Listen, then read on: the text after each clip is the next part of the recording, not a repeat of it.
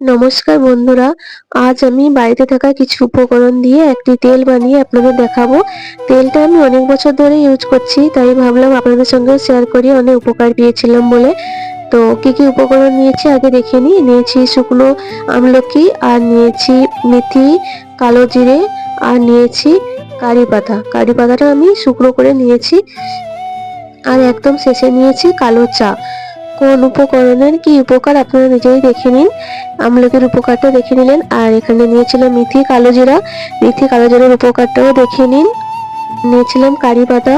কারি পাতাও চুলের জন্য খুব উপকার করে। আর একদম শেষে যেটা নিয়েছিলাম সেটা হচ্ছে কালো চা। তো কালো চার উপকারটাও আপনারা দেখে নিন। এই সবগুলো উপকরণ নিয়ে আমি নারকেল তেলের সঙ্গে মিশিয়ে লোহার কড়াইতে তেলটা বানাবো। লোহার কড়াইতে নিয়েছি কারণ লোহার কড়াই কিন্তু এর জন্য খুব উপকার করে। তো লোহার কড়াইটাকে একদম লো ফ্লেমে আমি বসিয়ে নিয়েছি। একটু গরম হয়ে গেছে। এরপর নিয়ে নিচ্ছি 200 ml মতো নারকেল তেল। নারকেল তেলটাকে হালকা গরম হতে দেব। এরপর দিয়ে দেব আমলকি কুচিগুলো, শুকনো করে রাখা যেগুলো ছিল ওইগুলো দিয়ে দিয়েছি। এক মুঠি মতো নিয়েছি।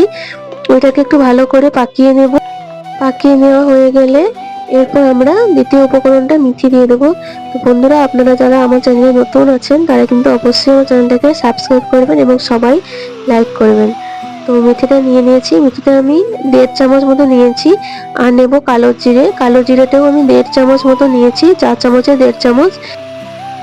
এবার নিয়ে নেব শুকনো করে রাখা কারি পাতাগুলো। কারি পাতা আমি এক মুঠো নিয়েছি, নিজের হাতে যতটা ধরে ওইভাবে এক মুঠো নিয়েছি। কারি পাতাটাকে একটু ভালো করে পাকিয়ে নেব লো ফ্লেমে রেখে, কারণ পাতাটা আমি একদমই শুকনো করে নিইনি, হালকা একটু শুকনো করে নিয়েছিলাম, তার জন্য একটু ভালো করে পাকিয়ে নেব। এরপর একদম শেষ উপকরণ যেটা নিয়েছি সেটা হলো কালো চা। কালো চা আমিও 2 চামচ মতো নিয়েছি। সবগুলো উপকরণ দেওয়া হয়ে গেছে। এরপর তেলটাকে একদম লো ফ্লেমে আমি 10 মিনিট মতো ফুটিয়ে নিয়েছি। তেলটা আমার হয়ে এসছে, সব উপকরণগুলো দেখুন লাল লাল হয়ে এসছে। এবার নামিয়ে নেব গ্যাসটা। তেলটা হয়ে গেছে। ঠান্ডা হলে এটাকে একটা কাঁচের জারে রেখে দেবো, কিন্তু জারটাকে মাঝে মধ্যে রোদে বসিয়ে রাখতে হবে, তাহলে তেলটা আরো ভালো থাকবে। তেলটা একবার ব্যবহার করে দেখুন, আমি কথা দিচ্ছি আপনারা অবশ্যই এর উপকার পাবেন।